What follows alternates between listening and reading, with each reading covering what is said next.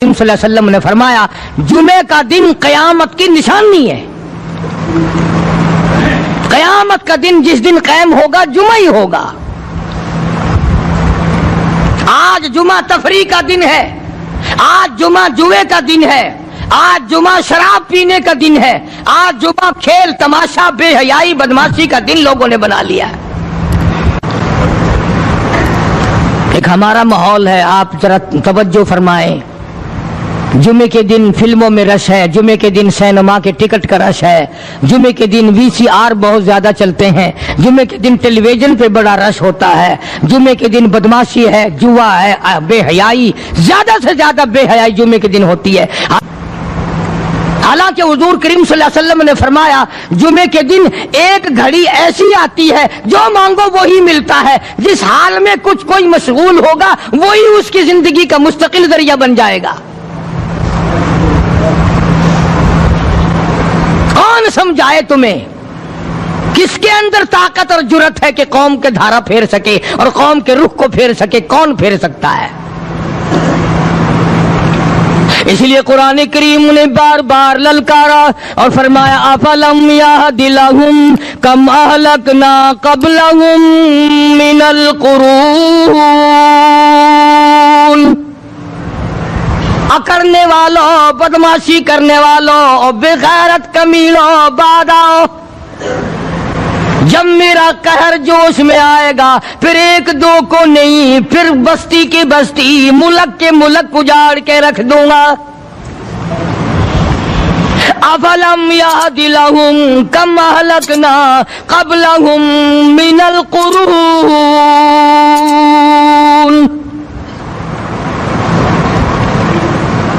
میں نے قرن کے قرن اجاڑ دیے، میں نے روئے زمین کے مالک اجاڑ دیے، میں نے ملکوں کے بادشاہ اجاڑ دیے، میں نے وزیر اعظم اجاڑ دیے، میں نے گورنروں سے بھیک کے ٹکڑے منگوا دیے. میں وہ خدا ہوں وَتُعِزُّ مَن تَشَاءُ وَتُذِلُّ مَن تَشَاءُ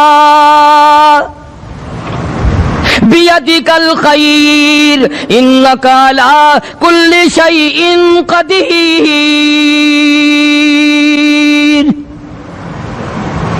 سارا نظام میرے ہاتھ میں ہے. تبارک الذی بیدہ الملک.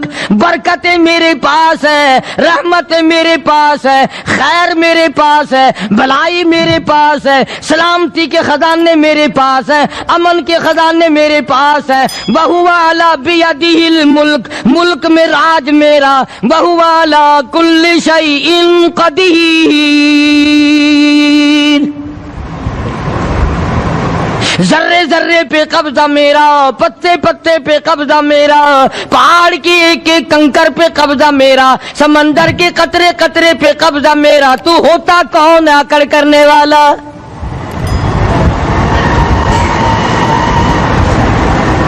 غور نہیں کرتے، سوچتے نہیں ہیں کہ کلام الہی ہمیں کیا بتانا چاہتا ہے. جناب عثمان رضی اللہ تعالیٰ عنہ فرماتے ہیں اور لوگوں میں نے ساری زندگی گزار دی اسلام کے بعد جس دن سے میں نے کلمہ پڑھا آخری دم تک کوئی جمعہ ایسا نہیں گزرا اللہ کے نام پر میں نے ایک غلام خرید کے آزاد نہ کیا ہو. پہلے لوگ بھی جمعے کے دن درود پاک کی کثرت کرتے تھے، خیرات کیا کرتے تھے کہ 8 دن کا کفارہ ہو جائے، اللہ تبارک و تعالی راضی ہو جائے. آج کے دن قیامت آئے گی، نہ جانے میرا کیا حال بنے گا، کن لوگوں میں میرا شمار ہوگا. مدنی کریم صلی اللہ تعالی علیہ وسلم کا دربار لگا ہوا ہے، مجلس ہے آقا مدنی صلی اللہ علیہ وسلم کی. وہ کتنے مقدروں والے جوان تھے جو اپنے محبوب صلی اللہ علیہ وسلم کی مجلس میں بیٹھتے تھے. وہ کتنے خوش بخت اور خوش نصیبے والے لوگ تھے جو اپنے آقا کے سامنے بیٹھتے تھے. حضور کریم صلی اللہ علیہ وسلم نے فرمایا مجھے 3 چیزوں سے بڑی محبت ہے، 3 چیزیں بڑی پیاری لگتی ہیں، 3 چیزیں دنیا میں بڑی مرغوب ہیں مجھے. فرمایا ایک نماز میری آنکھوں کی ٹھنڈک ہے. سرکار کی پسندیدہ بات سنو، فرمایا نماز میری آنکھوں کی ٹھنڈک ہے، جو نماز پڑھتا ہے وہ میری آنکھوں کو ٹھنڈا کرتا ہے، جو نماز نہیں پڑھتا کیا مطلب؟ وہ مجھے رنج دیتا ہے۔ اور جامع ترمذی میں ایک حدیث موجود ہے، ارشاد ہے حضور کریم سب کہہ دو صلی اللہ علیہ وسلم کا، فرمایا کہ ہر پیر کے دن، ہر جمعرات کے دن ہر امتی کا نامہ اعمال میرے سامنے پیش کیا جاتا ہے، ہر امتی کا اعمال نامہ سرکار کے سامنے کر دیا جاتا ہے، تیرے فلاں امتی کا یہ عمل ہے۔ ذرا مسجد میں بیٹھے ہو، قبلے کی طرف منہ کیے بیٹھے ہو، لوگوں سوچو تو صحیح ہمارے اعمال نامے دیکھ کر آقا کو کتنا رنج ہوتا ہوگا، ہمارے کردار دیکھ کر، ہماری روح سیاہی کو دیکھ کر آقا کو کتنا رنج پہنچتا ہوگا صلی اللہ علیہ وسلم۔ ارے ہم نے حضور کی ذات اقدس کو رنج پہنچایا، پریشانی پہنچائی، تکلیف پہنچائی، پرواہ نہیں کرتے نمازوں کی، نوجوان بھی بوڑھے بھی حج کر کے بھی نماز پڑھتے لوگ، اور اب تو ویسے بھی دانا بینا لوگ ہیں۔ تو آپ نے ارشاد فرمایا کہ میری آنکھوں کی ٹھنڈک نماز میں ہے، تین چیزیں مجھے پیاری ہیں پوری دنیا میں، تین چیزیں پسندیدہ ہیں میری۔ سب سے پہلی فرمایا نماز میری آنکھوں کی ٹھنڈک ہے، قرۃ عینی فی الصلاۃ او کما قال النبی صلی اللہ علیہ وسلم، فرمایا جس آدمی، جس امتی کا یہ دل کرے کہ میں نبی کی آنکھ ٹھنڈی ہو، اسے چاہیے کہ نماز پابندی سے پڑھے۔ دوسرا فرمایا وفادار عورت مجھے بڑی پسند ہے، حضور کریم صلی اللہ علیہ وسلم نے فرمایا وفادار عورت، ہائے ہائے ہماری ماؤں سے زیادہ وفادار کون ہوں گی؟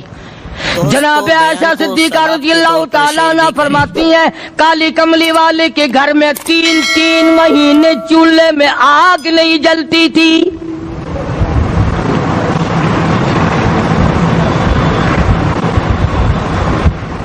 دوسروں کے واسطے ہے سیم و زر و گوہر، اور اپنا یہ حال ہے کہ چولہا ہے بجھا ہوا۔ جناب عائشہ صدیقہ رضی اللہ تعالیٰ عنہ فرماتی ہیں ہمیں 24 گھنٹے میں ایک پانی کا پیالہ اور ایک کھجور کا دانہ ملا کرتا تھا۔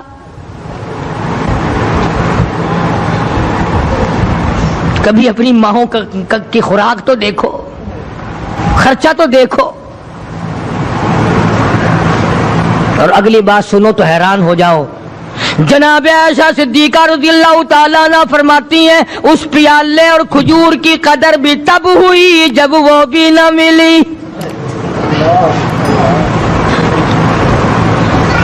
پیسوں کو برباد کرنے والوں، بے قدری کرنے والوں، ذرا سوچو تو صحیح کہ کیا گھر ہے محمد عربی سب کہہ دو صلی اللہ علیہ وسلم کا۔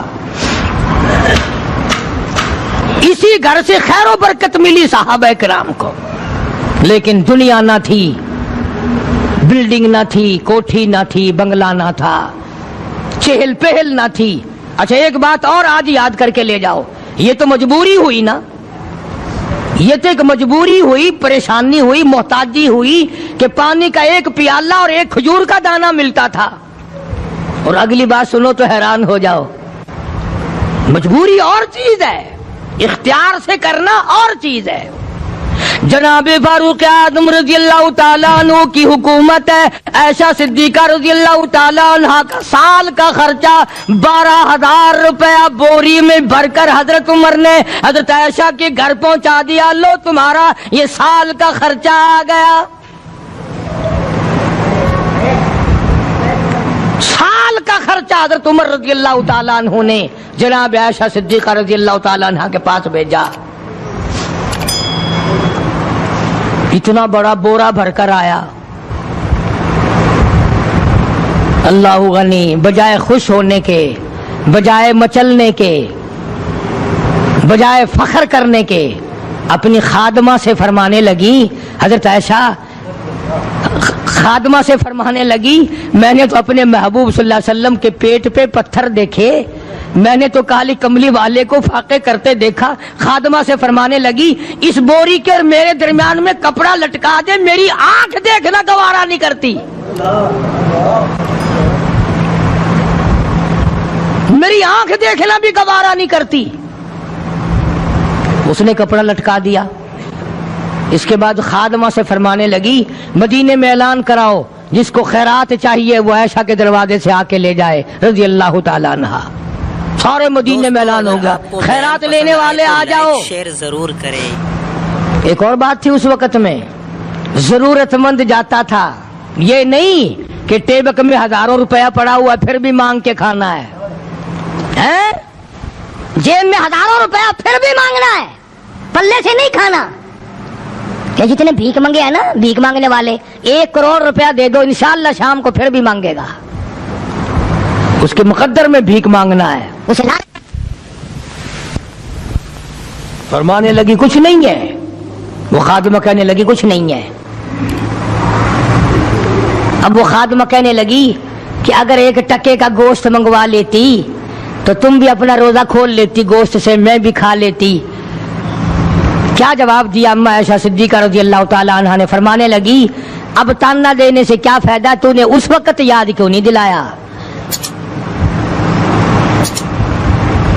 اس لیے میں نے یہ واقعہ سنا دیا کہ پہلی بات سن کر کے تو آپ لوگوں کے دل میں بھی یہ بات آئی ہے نا کہ جی مجبوری ہے، چوری تو وہ کرنے سے رہی بیچاری، پریشانی جو ہوئی، غربت جو ہوئی، تنگی جو ہوئی، چلو پانی کا پیالے پہ گزر کیا۔ اور نہیں، یہ حضرات اختیاری بھی فاقہ کرتے تھے۔ اب 12,000 آیا اور افطار کرنے کے لیے چھچوا رہے، کھجور بھی نہیں۔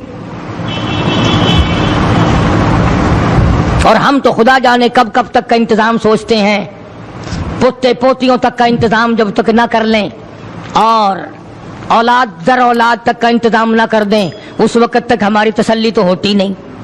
اسی کو مجذوب نے بڑے عجیب طریقے سے سمجھایا، کہتا ہے کہ آنے والی کس سے ٹالی جائے گی، آنے والی کس سے ٹالی جائے گی، اور جان ٹھہری جانے والی جائے گی، روح رگ رگ سے نکالی جائے گی، تجھ پہ ایک دن خاک ڈالی جائے گی، تیرے رشتہ دار عزیز اقربا دھڑا دھڑ مٹی پھینک کے ایسے آئیں گے گویا تجھے پہچانتے بھی نہیں۔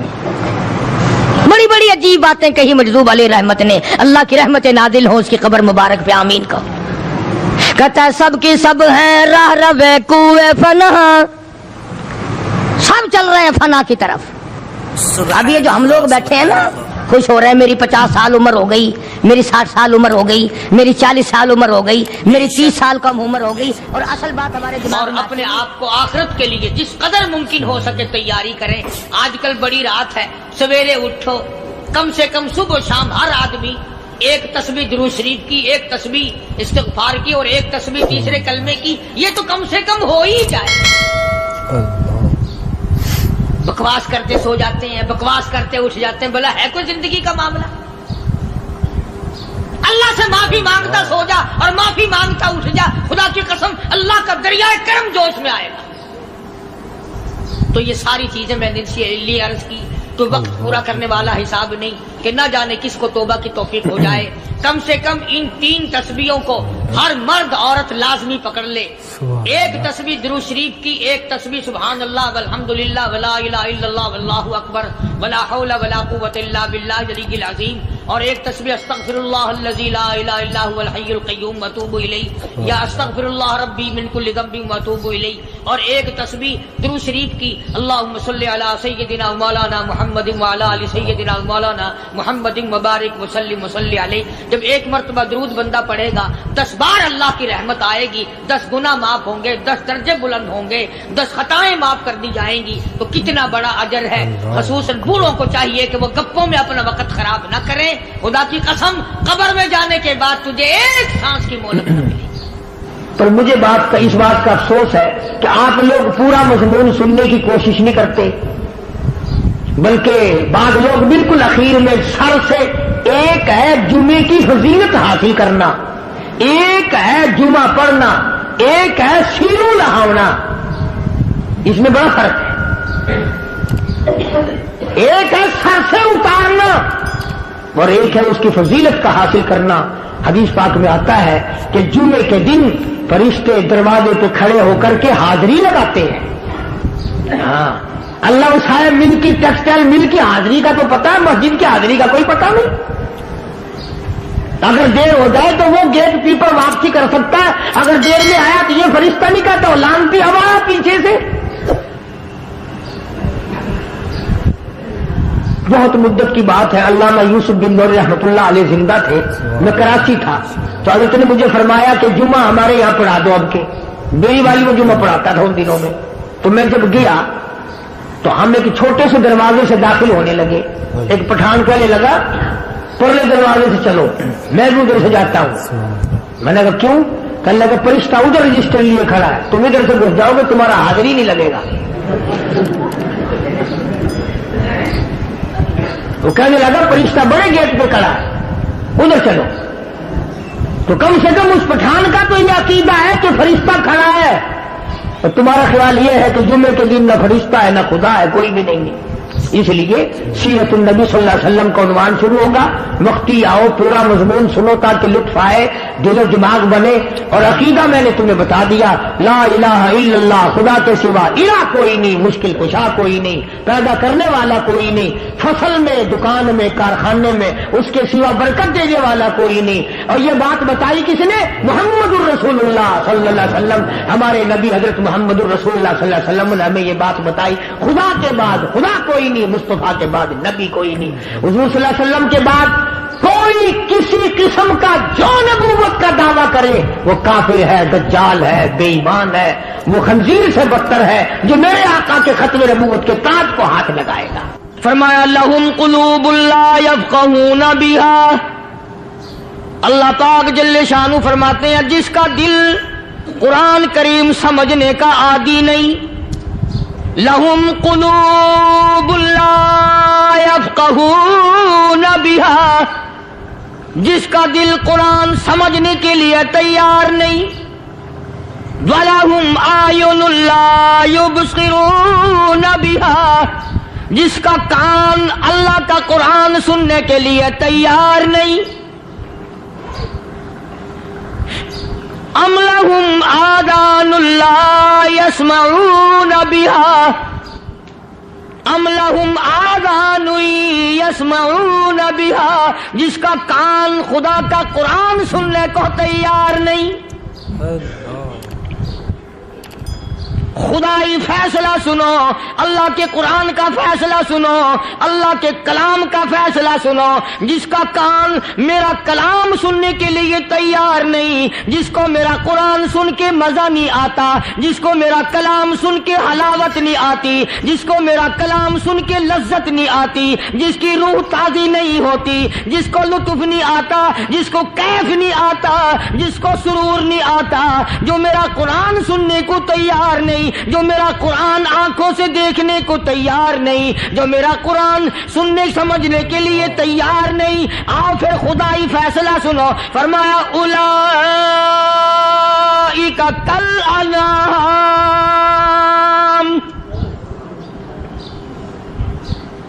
میرا فیصلہ نہیں, کسی پارٹی کا فیصلہ نہیں, کسی فرقے کا نہیں, کسی طبقے کا نہیں, کسی جماعت کا نہیں. فرمایا اولئک الانعام, پیدا کرنے والا مالک و خالق کہتا ہے مجھے اپنی کبریائی کی قسم یہ سارے جانور ہیں.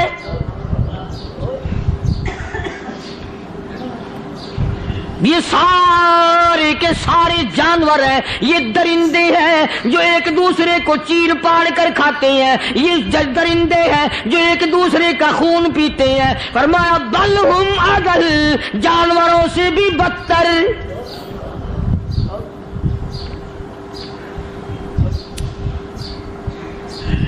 جس کے دل میں قرآن سن کر ترس نہیں, جس دل میں رحم نہیں, اپنے سے کمزور دیکھ کر جس کے دل میں شفقت نہیں, مہربانی کا مادہ نہیں.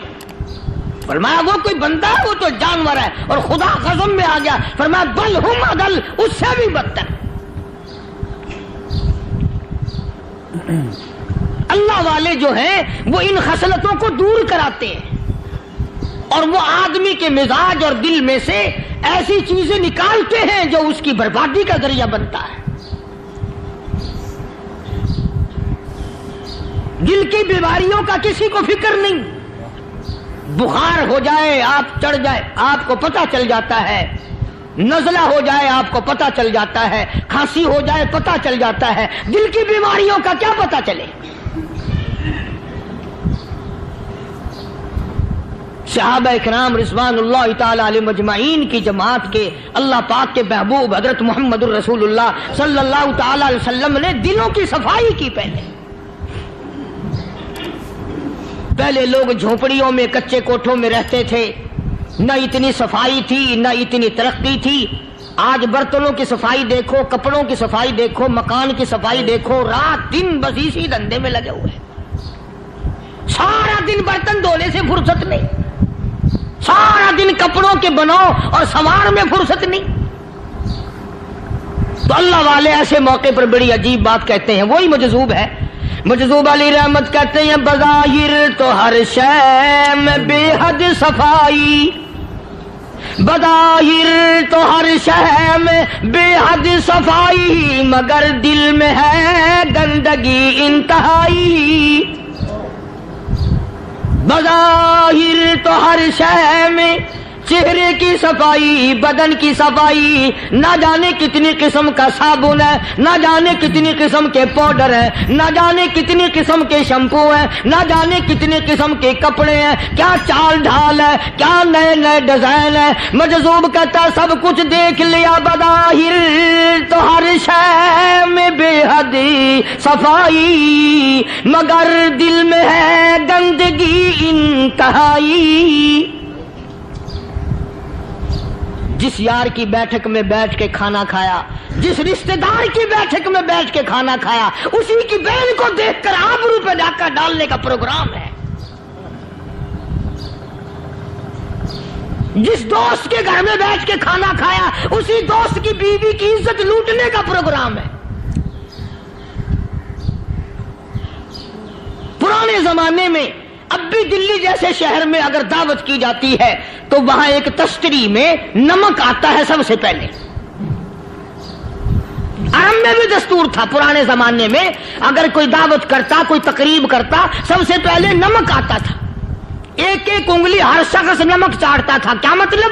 جس نے نمک چاٹ لیا اب وہ نمک حرامی نہیں بنے گا.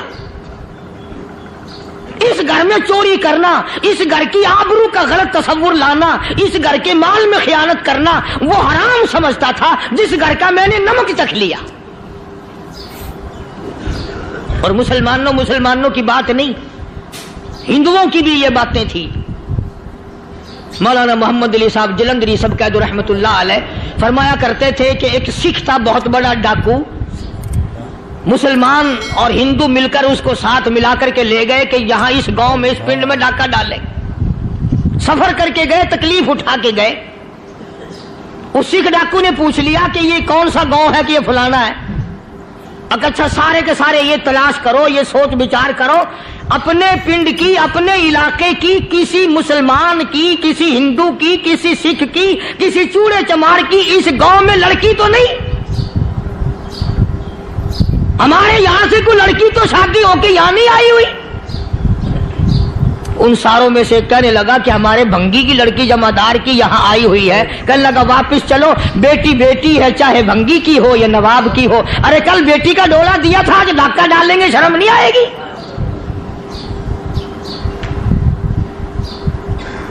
آج وہ تصور کہاں چلے گئے اور ہم سب روتے پھرتے ہیں, سکون نہیں, سکون نہیں, اطمینان نہیں. ارے اطمینان آئے گا کیسے؟ ہمارے دل بے ایمان ہے, نیتیں خراب ہے, آئے گا کہاں سے؟ صحابہ کرام رضوان اللہ تعالی علیہ مجمعین کی جماعت نے اس قدر اس بات پہ محنت کی اور کوشش کی کہ غلط لقمہ بھی پیٹ کے اندر نہ چلا جائے. چنانچہ میں علی اعلان کہتا ہوں 1,29,000 صحابہ کرام کالی کملی والے کے دیوانے اور پروانے حضور کے یار جانثار، حضور کے ساتھ فاقہ کھانے والے، فاقوں مرنے والے، پتھر کھانے والے اپنے بچوں کے ٹکڑے ہوتے ہوئے دیکھ کر لا الہ الا اللہ محمد الرسول اللہ کی صدا بلند کرنے والے صحابہ کرام کا یہ حال تھا۔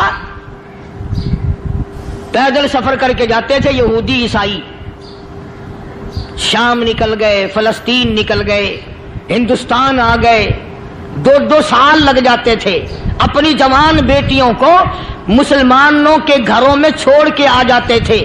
کبھی نگاہ نبوت نے جن کو رنگ دیا تھا، کبھی کسی صحابی پہ ذرہ برابر الزام نہیں لگا۔ ان یہودیوں کا، ان عیسائیوں کا یہ عقیدہ تھا کہ محمد صلی اللہ علیہ وسلم کے جو غلام ہیں ان کی نگاہ بھی پاک ہے، ان کے دل بھی پاک ہیں، ان کے ارادے بھی پاک ہیں، ان کے ہاتھ بھی پاک ہیں۔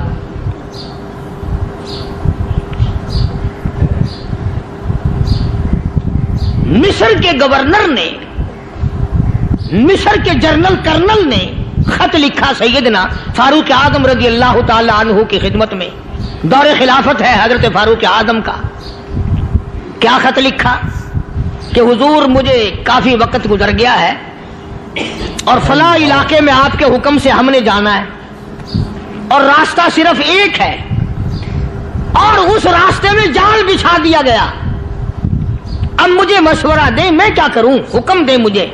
جال کیا بچھا دیا گیا کہ ہمیں پتہ چل گیا ہے عیسائیوں نے پروگرام بنایا، سینکڑوں لڑکیاں تلاش کر کر کے بڑی خوبصورت حسینہ اکٹھی کی ہیں، ان کو گانے بجانے کی ٹریننگ دی ہے، ان کو اچھی اچھی آوازوں والی لڑکیاں ڈھونڈ کے لائے ہیں، اور انہوں نے یہ پروگرام بنایا کہ جب مسلمانوں کی فوج اس گلی سے گزرے گی ان کوٹھوں کے اوپر چڑھ کے گانا بجانا کریں گے تاکہ ان کے دل میں بدماشی آئے اور ان کا بیڑا غرق ہو۔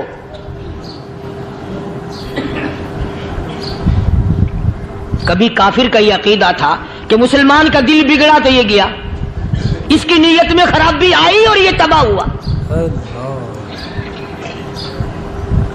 جناب فاروق اعظم رضی اللہ تعالیٰ عنہ نے اسے یہ خط نہیں لکھا کہ تو قرآن پڑھا کر، تو نفل پڑھا کر۔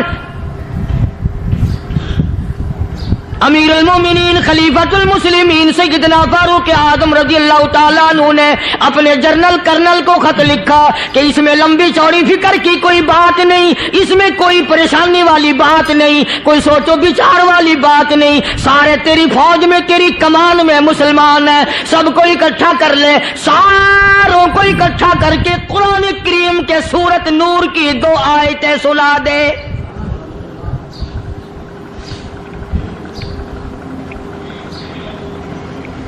یہ بھی نہیں فرمایا کہ سزا سناؤ، اتنے کوڑے لگیں گے، جو خلاف کرے گا یوں قید ہوگی، یہ کورٹ مارشل کر دیا جائے گا، کچھ نہیں۔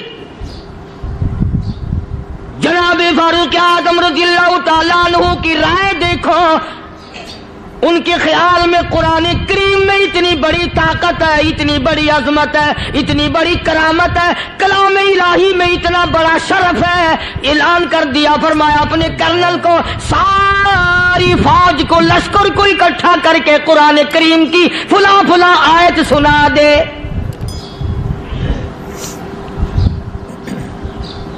اور اس کے بعد بے دھڑک فوج کو، لشکر کو اسی راستے سے گزار کے لے جا، بے دھڑک لے جا۔ ہائے کبھی قرآن کی 2 آیتوں سے کام بن جاتا تھا، اب سارے قرآن سے میرا تیرا کام نہیں بنتا۔ قصور قرآن کا نہیں ہے، یہ میرا تیرا ہے۔ یہ تو اتنی وفادار کلام ہے، اتنی پاک کلام ہے، خدا کی قسم ہزاروں رجسٹروں کے گتے، ہزاروں چائے کے ڈبے، ہزاروں مٹھائی کے ڈبے، لاکھوں کروڑوں دوائیوں کے ڈبے گندے نالوں پہ، کوڑیوں پہ، روڑیوں پہ پڑے ہیں، اور جس گتے نے قرآن کے ساتھ یاری لگا لی، خدا کی قسم کوئی آدمی بغیر وضو اس گتے کو بھی ہاتھ نہیں لگا سکتا۔ ہزاروں نہیں لاکھوں کپڑے مارکیٹ میں پڑے، پر جس کپڑے نے قرآن سے یاری لگا لی، جو کپڑا جسدان بن کر قرآن پہ چڑھ گیا، لوگ اس کو بھی چومتے ہیں، اور چومنا چاہیے۔ یارو کپڑے نے قرآن سے یاری لگائی تو کپڑا عظمت والا بن گیا، گتے نے یاری لگا لی تو گتا بن گیا۔ ہزاروں قسم کے کاغذات روزانہ ذلیل ہوتے پھرتے ہیں. جس کاغذ پہ قرآن لکھا گیا وہ عظمت پا گیا, جس سیاہی سے قرآن لکھا گیا وہ سیاہی عظمت والی بن گئی. ارے اگر مسلمان قرآن کو اپنے اندر پیدا کر لے, اس کی عظمت کو بسا لے, اس کو اپنا لاہ عمل بنا لے, اس کو اپنے سر پہ رکھ لے, تو کیا یہ بندہ قرآن کے ساتھ وفاداری کرے تو قرآن کیا خیال ہے قرآن بے وفائی کر دے گا؟ یقین نہیں, یقین اصل بات اعتقاد کی ہے. یقین کا تو یہ عالم بنا ہوا ہے کہ اگر کوئی چوری کا معاملہ ہو جائے اور کسی پر شبہ ہو, اگر اسے کہو کہ قرآن اٹھا دے تو دیر نہیں لگائے گا, اور اگر کہے کہ فلانی خانگاہ کا کنڈا مار دیا کہ یہ کام میں نہیں کرتا. خانگاہ کے کنڈے پہ ایمان ہے, قرآن پہ ایمان نہیں. اس پر یقین ہے کہ پیر اندھا کر دے گا, اور یہاں یقین نہیں کہ جس خدا نے پیدا کیا اگر میں نے جھوٹا قرآن اٹھایا تو وہ برباد کر دے گا.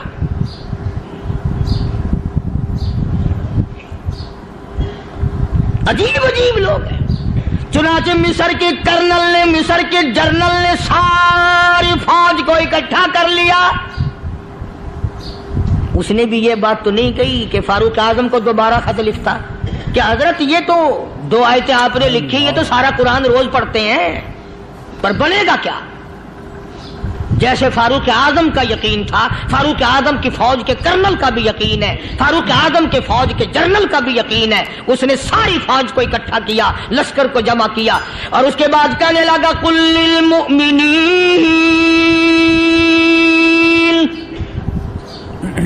یغضوا من ابصارکم ویحفظوا فروجہم ذالک ازکی لہم ان اللہ خبیر بما یصنعون. او لوگوں, خدا تمہیں کہتا ہے اپنی آنکھوں کی حفاظت کرو. اگر تمہاری نظریں غلط جگہ پڑی, اپنی عزت کی حفاظت کرو, اپنی آبرو کی حفاظت کرو. اگر غلط نظریں پڑی, غلط استعمال ہوئی, ان اللہ خبیر بما یصنعون.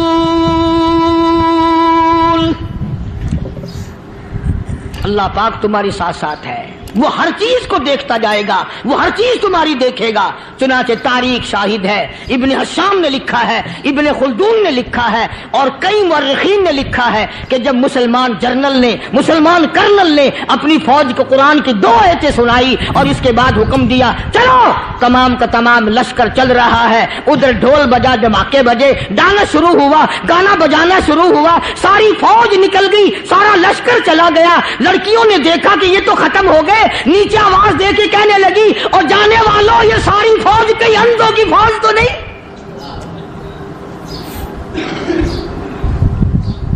یہ حسن کا نظارہ اور یہ ڈانس اور یہ آواز, ہم ناچ ناچ کے تھک گئی, کوئی سر نہیں اٹھاتا.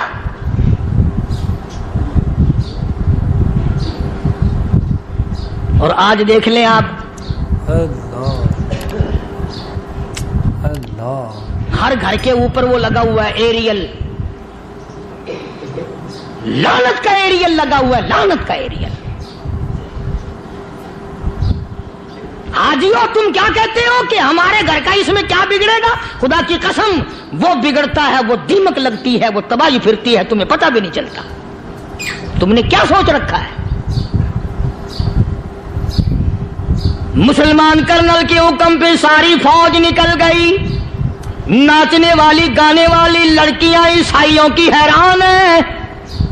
کیا ہوا؟ لاکھوں کی تعداد میں فوج گزر گئی, کوئی نگاہ اٹھا کے نہیں دیکھتا. ایک مسلمان سپاہی گزرتا گزرتا نیچی نظریں کیے کیے کہنے لگا سر کیسے اٹھائے, نگاہ کیسے کوئی اٹھائے گا؟ یہ سارے کے سارے اللہ کا قرآن سن کر آئے ہیں.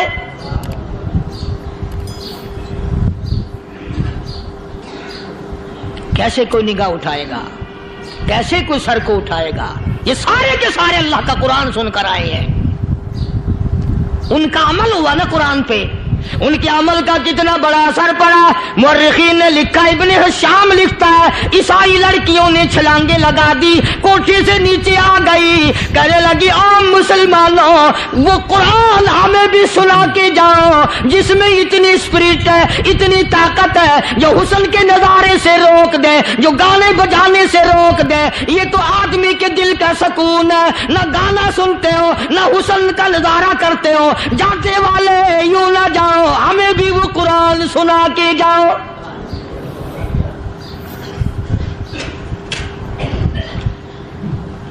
اس قرآن میں کتنی بڑی طاقت ہے, وہ کتنی عظمت ہوگی اس میں, اس کلام میں کتنی برکت ہوگی, جس کلام میں یہ تاثیر ہے کہ وہ ایسی ایسی چیزوں سے روک دیتا ہے. چنانچہ ایک مسلمان سپاہی چلتا بھی جاتا ہے اور کہنے لگا وَقُلْ لِلْمُؤْمِنِينَ,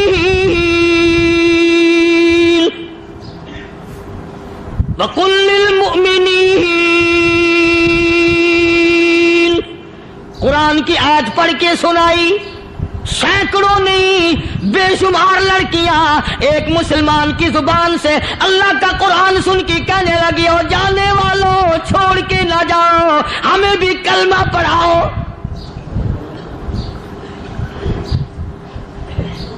جتنی بھی وہ ناچنے گانے والی تھی تمام کی تمام کلمہ پڑھ کر مسلمان بن گئی.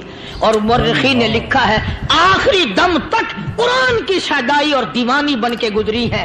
پھر وہ لڑکیاں جو رات دن حسن و جمال کا پیکر بنی رہتی تھی, علماء نے لکھا ہے جب موت آئی ایک ایک کے بدن میں کپڑے لباس میں موت آئی تو 50-50 ٹاکی لگی ہوئی تھی.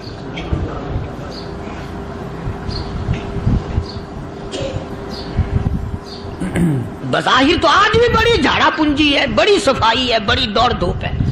اسی کو مجذوب الاعلان کہتا, بظاہر تو ہر شے میں بے حد صفائی, مگر دل میں ہے گندگی انتہائی, کبھی اس کے دھوکے میں آنا نہ بھائی, یہ سب ہے رعائی, یہ بس ہے رعائی. یہ تو چیز ہی کچھ نہیں.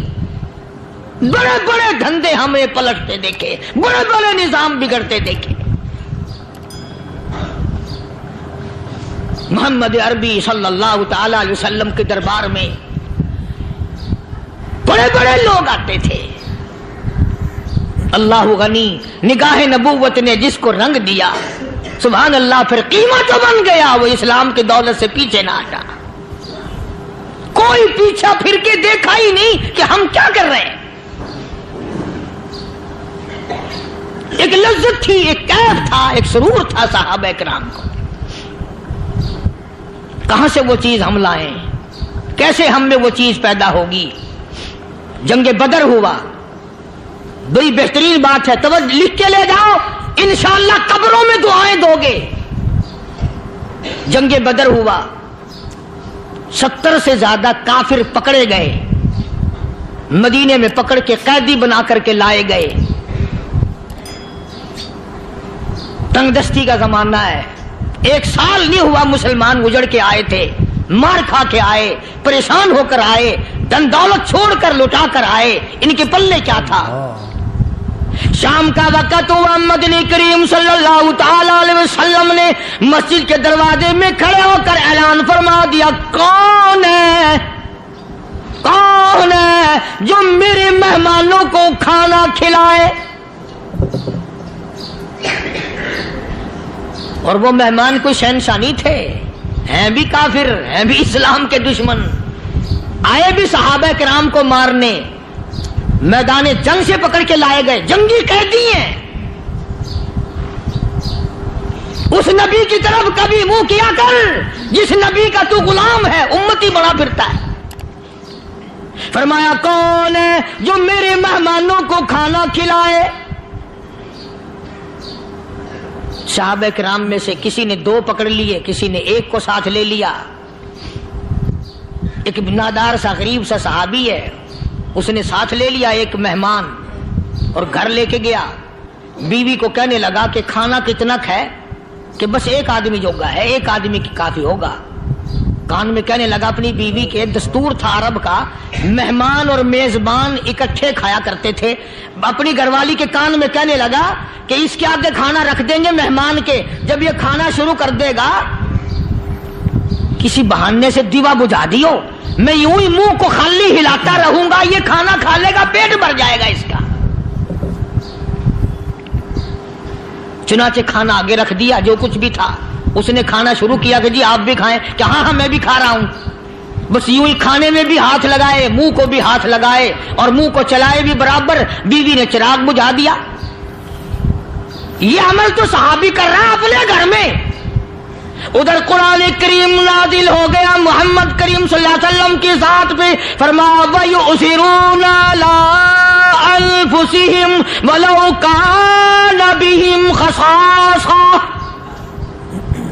وَمَن يُوقَ شُحَّ نَفْسِهِ فَأُولَٰئِكَ هُمُ الْمُفْلِحُونَ۔ اور میرے محبوب مبارک ہو، تیری امت میں ایسے لوگ بھی ہیں جو اپنا منہ خالی ہلا رہا ہے، بیوی بھوکی بیٹھی ہے، چراغ بجھائے بیٹھی ہے اور اپنے ہاتھ کو خالی چلا رہا ہے اور میرے بندے کا پیٹ بھر رہا ہے۔ اور میرے محبوب مجھے اپنی عظمت کی قسم، میں تیری ان دیوانوں پہ جنت واجب کر چکا۔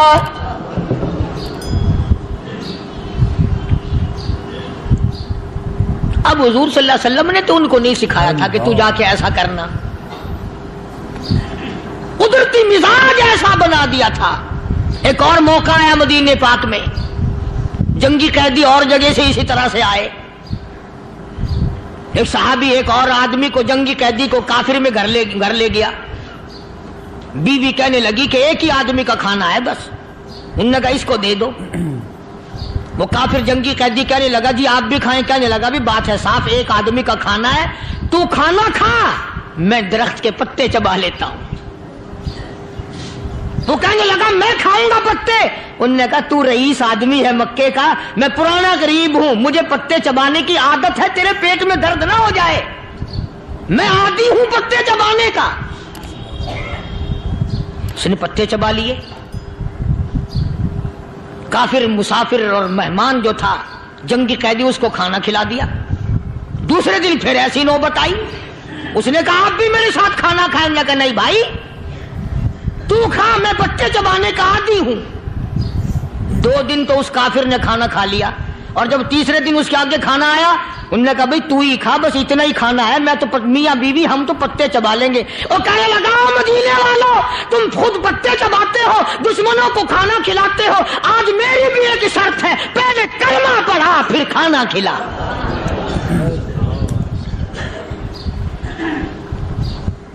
آج میری بھی ایک شرط ہے۔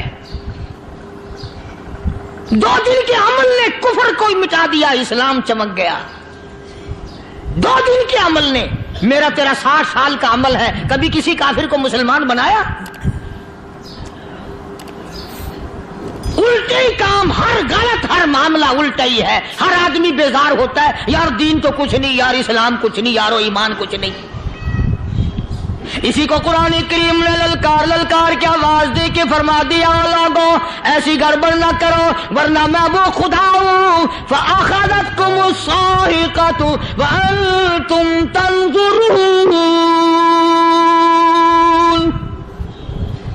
جبریل امین نے ایک چیخ ماری، ساری قوم کے جگر پھٹ گئے، میں وہ خدا ہوں لا تركضوا وارجعوا إلى ما أترفتم فيه ومساكنكم لعلكم تسألون۔ لوگ مکان چھوڑ کے بھاگتے ہیں، ماحول چھوڑ کر بھاگتے ہیں، معاشرہ چھوڑ کر کے بھاگتے ہیں، خدا کہتا آؤ جن مکانوں پہ تمہیں ناز تھا وہ یہ کھڑے بھاگ کر رہے۔ اسی کو قرآن کریم کہتا ہے ان الذین قالوا ربنا اللہ ثم استقاموا وہ آدمی جس نے لا الہ الا اللہ محمد الرسول اللہ صلی اللہ علیہ وسلم پڑھا، اللہ کی توحید کا اقرار کر لیا، او میرے مالک تیرے سوا میرا کوئی مشکل کشا نہیں، حاجت روا نہیں، میرے دل کے بھید کو جاننے والا نہیں، میری بگڑی بنانے والا کوئی نہیں، اجڑوں کو بسانے والا کوئی نہیں، کھیتی کو آباد کرنے والا کوئی نہیں، ایک دانے سے سینکڑوں دانے بنانے والا تیرے سوا کوئی نہیں۔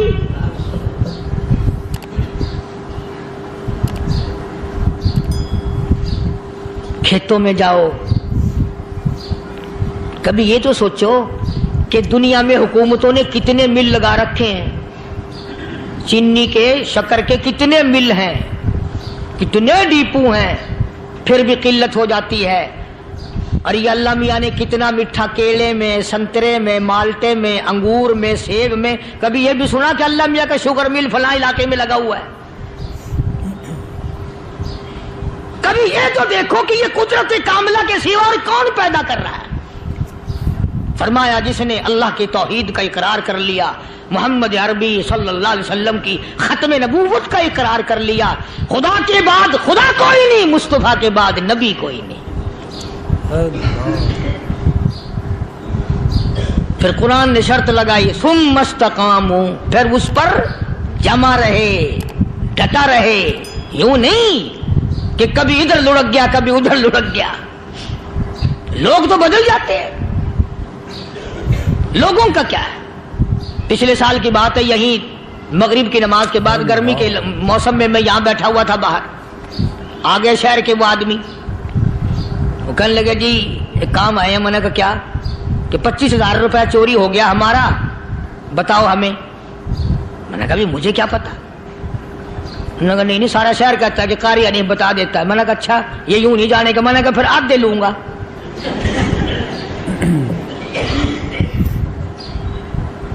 25,000 گم ہوئے ہیں نا، 12.5 میرے 12.5 تمہارے۔ کہنے ہیں دیکھو نا جی بال بچے چھوٹے چھوٹے غریب بچے ہیں جن کے وہ پیسے ہیں۔ میں نے کہا اچھا میں بادشاہ لگا ہوا ہوں؟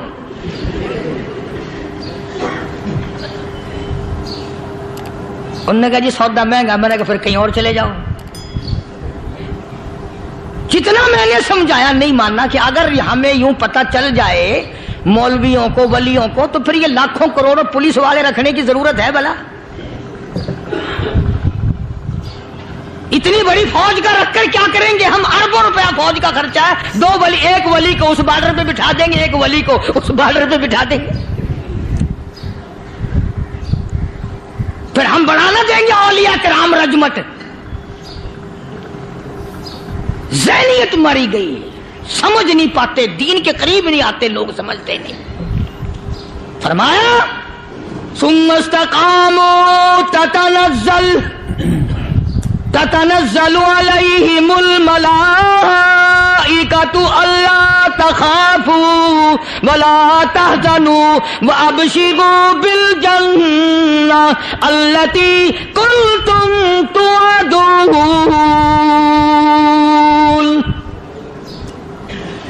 قرآن کہتا ادھر ولی کی موت آتی ہے، ایسا آدمی جو اپنے کلمے پہ جمع رہے، شرک و بدعت کی لعنت سے بچے، کفر و نفاق سے بچے۔ ادھر موت آتی ہے، ادھر فرشتے کہتے ہیں گھبرانا، غم نہ کر، بہشت کے دروازے تیرے لیے سارے کھلے ہوئے۔ وَلَكُمْ فِيهَا مَا تَشْتَهِي أَنفُسُكُمْ وَلَكُمْ فِيهَا مَا تَدَّعُونَ۔ فرمایا ہم تمہاری ہر اس تمنا کو پورا کریں گے، ہر اس آرزو کو پورا کریں گے، جو مانگو گے وہی ملے گا، جو کہو گے وہی دیا جائے گا۔ نحن اولیاؤکم فی الحیات الدنیا وفی الآخرہ، ہم دنیا میں بھی تمہارے کارساز ہیں، ہم آخرت میں بھی تمہارے کارساز ہیں، ہم دنیا میں بھی تمہارے دوست ہیں، آخرت میں بھی تمہارے دوست ہیں، اور خدا کے یہاں وہ انعام ملے گا۔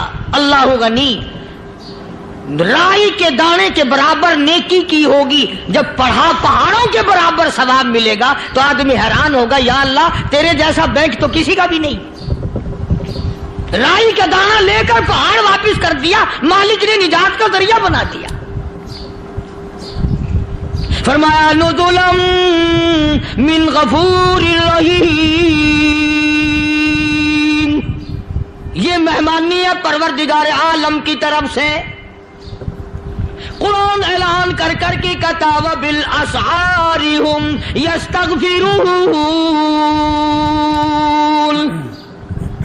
اللہ پاک فرماتے ہیں میرے بندوں کی نشانی یہ ہے کہ وہ آخری رات میں بڑے ویلے سحری کے وقت اٹھ کر استغفار کرتے ہیں، اللہ کے حضور میں معافی مانگتے ہیں، روتے ہیں، عاجزی کرتے ہیں۔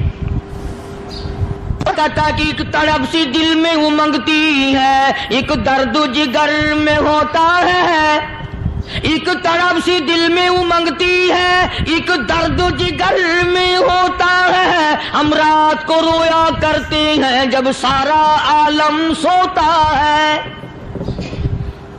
سب لوگ سوئے ہوئے ہوں اور اللہ کا دروازہ کھٹکھٹا، اندھیرے میں مالک کائنات کے سامنے جھولی پھیلا، اپنی بگڑی کا سوال کر، اپنی مشکلات اس مالک کے سامنے پیش کر جو سارے جہان کا خالق و مالک ہے۔ عقیدہ بھی بناؤ، اعمال بھی بدلو، مزاج بدلو، طبیعتوں میں انقلاب لاؤ، اور لوگوں ان گھروں کو مسلمانوں والے گھر بناؤ۔ تم برا مان کے جاؤ یا بھلا مان کے جاؤ، میں اپنے عقیدے کی بات کو چھپاتا نہیں۔ جس گھر میں کوئی مرد عورت قرآن کے کھولنے والا نہیں، میں اس گھر کو مسلمان کا گھر نہیں کہتا، وہ چوڑے اور کراڑ اور سکھ کا گھر ہے۔ تمہیں یہ سکھایا کس نے ہے کہ مرنے کے بعد قرآن پڑھا جاتا ہے اور ساری زندگی میں نہیں پڑھا جاتا؟ یہ قرآن مردوں کے لیے تھوڑی آیا، یہ زندوں کے لیے آیا ہے۔ حدیث پاک میں آتا ہے حضور کریم سب کہہ دو صلی اللہ علیہ وسلم نے فرمایا عیسیٰ علیہ السلام ایک قبرستان سے گزرے، گورستان سے گزرے تو ایک قبر کو دیکھا، وہ نبی ایسا تھا، اس کے معجزات ایسے تھے۔ قبر میں دیکھا تو ایک بڑھیا جل رہی ہے، سڑ رہی ہے، تباہ ہو رہی ہے، رو رہی ہے۔ تو عیسیٰ علیہ السلام پناہ کر کے وہاں سے گزر گئے۔ چند دنوں کے بعد جو اسی قبر کے پاس سے گزرے تو عیسیٰ علیہ السلام کو دھیان آیا کہ اس قبر میں ایک بڑھیا بڑی عذاب بھگت رہی تھی، مگر اس دن جو دیکھا وہ تو عیش میں بیٹھی ہے، تخت میں بیٹھی آرام کر رہی ہے۔ سیدنا عیسیٰ علیہ السلام نے اللہ پاک سے سوال کر دیا الہی مرنے کے بعد تو آدمی کوئی نیکی بھی نہیں کر سکتا، اس نے کیا کر لیا جو اس کا سارا نظام بدل گیا؟ آواز آئی اے عیسیٰ لکھ کے لے جاؤ یہ بات، حضور کا فرمان ہے۔ فرمایا اے عیسیٰ اس مائی کے چھوٹے سے پوتے نے استاد کے پاس جا کر کے پڑھا بسم اللہ الرحمن الرحیم، اس ننھے سے منہ سے، چھوٹے سے منہ سے جب یہ لفظ نکلا اے اللہ تو بڑا مہربان ہے، تو بڑا کریم ہے۔ عیسیٰ چھوٹے سے منہ سے جب نکلا، وہ تو معصوم تھا، اس کے منہ سے جب نکلا نا کہ میں بڑا مہربان ہوں، میں نے اس معصوم بچے کے صدقے میں اس کی دادی پہ کرم کر دیا۔ اس کے نام میں بڑی برکتیں ہیں، اس اللہ کا نام لینے میں بڑی برکتیں ہیں۔ گڑ میں مٹھاس ہے، اللہ کے نام میں مٹھاس نہیں۔ ٹافیوں میں مٹھاس ہے، اللہ کے نام میں مٹھاس نہیں۔ تم نے چکھ کے نہیں دیکھا، اگر تم چکھ لو خدا کی قسم دنیا کی کوئی چیز اچھی نہ لگے اللہ کے نام کے مقابلے میں۔